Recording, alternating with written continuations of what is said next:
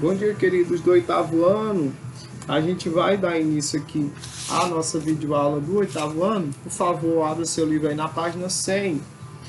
A gente vai falar sobre a globalização, sobre essas contradições da globalização. Globalização é um fenômeno bem contraditório, né? Um fenômeno bem antagônico, bem complexo, tem partes diferentes, tem partes bem complexas, bem antagônicas, bem diferentes entre si. Nas aulas passadas a gente falou sobre o socialismo, né? Falamos sobre o Karl Marx e Engels, que foram os primeiros que deram uma face mais científica, né? O socialismo mais científico. A gente falou sobre a mais-valia, né? Que são as horas a mais que para o Marx o trabalhador trabalha de graça para o patrão. O materialismo histórico dialético, que é essa questão da luta de classes que vai mover a história. A história se move, história acontece a partir dessa luta entre os mais ricos e os mais pobres. Não vamos entrar no cerne da questão, só lembrando aí um pouco do que a gente já viu, né? Um pouco do que a gente já falou. E o socialismo real, que é aquilo que a gente está vendo nesses países socialistas como na Venezuela, né? Onde as pessoas precisam de mais de um salário mínimo para comprar um quilo de carne. Então esse é o socialismo na realidade, que a gente tem visto, né? E tem o socialismo velado, né? O socialismo de mercado, que é o socialismo ou capitalismo de mercado que a China pratica, né? Socialismo na política para os chineses e para o mundo o capitalismo de mercado, né? Para as pessoas pouco salário, né? Pouca remuneração, muitas horas de trabalho, enfim. Agora a gente vai falar sobre essa globalização, né? Falar de globalização e falar de capitalismo é impossível. A globalização só existe por causa do capitalismo, né? A partir do século XV, como está aqui na página 101, no século XV as grandes navegações foram Portugal foi a pioneira, todo mundo já sabe dessa historinha desde a quinta série a gente vê isso. Portugal a pioneira nas grandes navegações, então Portugal deu início a esse sistema chamado de capitalista. Na minha concepção sempre houve capitalismo, mas para a definição do livro, o capitalismo começa aí no século XV com essas grandes navegações. Ok, então na definição do livro, a globalização é esse fenômeno que une as pessoas, né? Globalização. As pessoas ao mesmo tempo que estão unidas em todo o mundo, elas estão separadas. Ou seja, elas estão unidas na tecnologia e separadas nas classes, nas camadas sociais, né? Você pode falar em milésimos de segundo, você pode mandar uma mensagem hoje para alguma pessoa que esteja em qualquer lugar do mundo.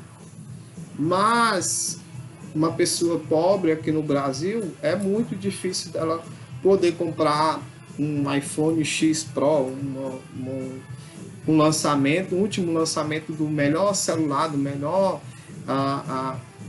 celular de marca aí, da melhor marca do mercado. Então, a globalização é esse fenômeno contraditório, né? Na atividade vai perguntar, porque ao mesmo tempo que nos une, posso mandar aqui, posso falar com qualquer pessoa em qualquer parte do mundo, né? Diferente das grandes navegações, que uma caravela, uma embarcação, demorava aí cerca de 3 meses para chegar ao Brasil, né? Para chegar em qualquer parte do mundo, demorava meses.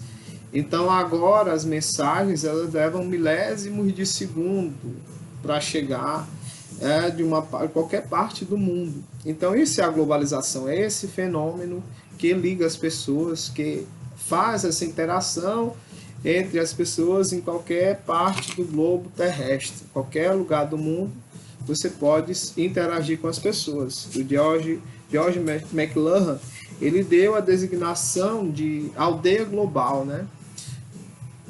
Em uma aldeia, né, a gente encontra os índios pelados, Então é como se ele quisesse dizer que a gente está nu, está pelado aos olhos do mundo. Quer dizer, a nossa vida pessoal, a partir de que você se expõe a uma rede social, no Facebook, Instagram, Twitter, o que for, é como se você estivesse nu, né? Estivesse exposto ao mundo todo. Realmente, qualquer pessoa, qualquer parte do mundo pode ver a sua rede social. Então, cuidado, muito cuidado com o que você posta na sua rede social, né?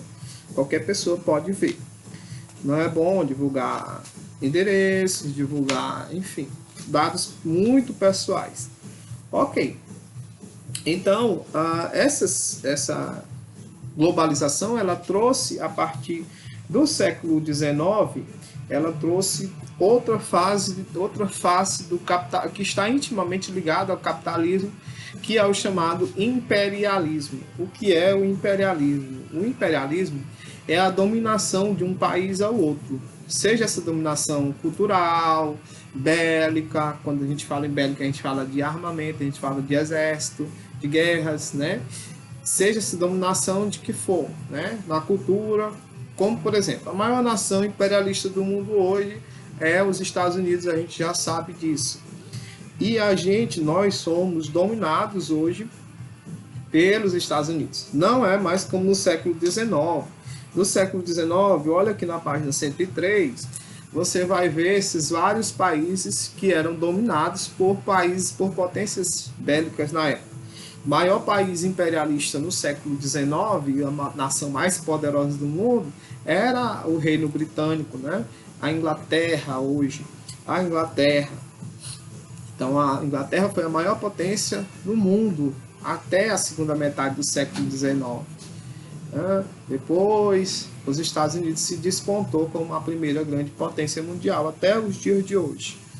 Ok, então a Inglaterra ela dominou aí a África, dominou a Ásia, dominou vários países, tá? Nesse chamado de imperialismo. Hoje a gente é dominado pelos Estados Unidos porque, por exemplo, ninguém fala eu vou ao supermercado. A gente fala o quê? Nós vamos ao shopping. Ninguém fala eu vou comprar uma calça. Todo mundo fala eu vou comprar um jeans, né? A gente não fala, enfim, vamos dizer, o que é que eu posso falar sobre, enfim, essa questão da dominação cultural. A gente está dominado, a gente fala o inglês mesmo, sem querer, né? Já está tão intimamente ligado a nós que a gente fala o inglês sem querer. Então é uma forma de imperialismo, uma forma de dominação cultural. O inglês ele foi inserido na nossa cultura mesmo sem a nossa permissão. Mesmo sem nós querermos, ele foi inserido. E é quase que imperceptível, né? Você não percebe que está falando inglês porque já é tão presente na nossa cultura. Agora mesmo, lembrei de um exemplo. Vamos fazer lockdown. Lockdown. O povo nem imagina o que seja, né? Poderia falar de confinamento, língua brasileira, né? Na língua portuguesa, confinamento ao invés de lockdown. Mas enfim, aqui na página 104 está falando como esse imperialismo ele começou a se expandir pelo mundo todo, né? Está falando aqui na página 104 da Guerra Fria, né?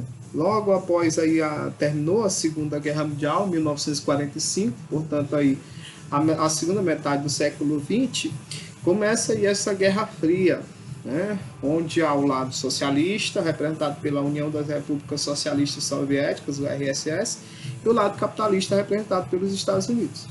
Esses conflitos eles são chamados de Guerra Fria, não houve conflito direto. Lá na atividade vai te perguntar os conflitos que houveram, que um lado apoiou um lado, o outro lado apoiou o outro lado. Né? Você pode falar do confronto das Coreias. As Coreias vieram se vieram se pacificar, né, entre elas agora, em 2019, 2018, 2019, por aí. Então, elas viveram em guerra desde a Guerra Fria, né? Desde a segunda metade aí do século XX. elas viviam em guerras, em conflitos, viviam inimigas, eram inimigas entre si, né? Os Estados Unidos apoiavam e apoia até hoje a Coreia do Sul e a URSS, que não existe mais desde 1989, quando acabou a Guerra Fria. A URSS se desintegrou, virou apenas a Rússia, tá? Mais de 10 países que formavam o URSS se tornaram repúblicas autônomas, né? Países autônomos, países independentes. Ok, então, lá na atividade vai te perguntar isso. Então você vai dizer, os Estados Unidos apoiavam a Coreia do Sul, apoia a Coreia do Sul, e a URSS, antigo URSS, apoia a Coreia do Norte, apoiava a Coreia do Norte. Hoje é chamada Rússia. Houve também os confrontos em Cuba, né? Os Estados Unidos eram contra Cuba e a URSS era a favor de Cuba. Até a crise dos mísseis em Cuba, onde a URSS veio para Cuba, apontou os mísseis nucleares para os Estados Unidos na década de 60, e os Estados Unidos apontaram os mísseis nucleares lá na Sibéria, fica lá o Estreito de Bering, que fica lá a fronteira entre os Estados Unidos e a Rússia, né? Então houve essa crise dos mísseis. Nenhum lado resolveu atirar, nenhum atirou, né? Ok. Esse reflexo da globalização se refletiu nessas multinacionais. A gente hoje tem grandes empresas. As multinacionais ou transnacionais são empresas que têm sede em um país e filiais em redor do mundo todo, né? Como o caso da Coca-Cola, como o caso da LG, como o caso da Microsoft, enfim, várias empresas, grandes empresas mundiais. Nessa fase da globalização surge o liberalismo no século XX e o neoliberalismo no século XIX, o liberalismo. No século XX, 1930, o neoliberalismo, utilizado muito pelo Ronald Reagan, presidente dos Estados Unidos, pela Margaret Thatcher, primeira-ministra da Inglaterra, enfim, por vários países. Esse neoliberalismo, a gente já falou nele, predomínio da liberdade econômica. Os neoliberais, eles apoiam essa não interferência do governo na economia. Laissez-faire, deixar e fazer, deixar e passar, o mundo se conserta sozinho. Tá? Então, eles não têm interesse da interferência do Estado na economia. Deixa o Estado, ninguém interfere, deixa a economia, o Estado não deve, o governo não deve interferir na economia. Tá? As privatizações devem acontecer, ou seja, deve-se pegar, por exemplo, como é o caso agora, né? O ministro quer a privatização do Banco do Brasil, né? Quer vender o Banco do Brasil para outros países, porque essa questão de estatização, o Banco do Brasil hoje é da República Brasileira, é do Brasil, e tem dado muitos prejuízos no sentido de que tem muitos empregados concursados que não querem fazer o trabalho corretamente, né? Então, uma dessas opções seria privatizar. Uma empresa privada, ela poderia demitir os seus empregados a hora que quisesse, né? Desde que pagasse, logicamente, seus causos trabalhistas. Enfim, na concepção dos neoliberais, uma empresa privatizada ela dá menos prejuízo que uma empresa estatal, que uma empresa do governo. Tá? Aqui na página 110 está falando sobre essas incongruências, essas diferenças da globalização, né? Enquanto tem muitas pessoas que são muito pobres, existem pessoas que são muito ricas, né? Pessoas que já compram um celular ali lançado da modinha, da época, da era, né? E outras pessoas que não têm acesso a isso. Enquanto a gente está aqui tentando lutar para sair entrar no 5G, já existem países que têm o 5G, já existem países que têm internet em alta velocidade, né? Então o consumismo é muito acelerado,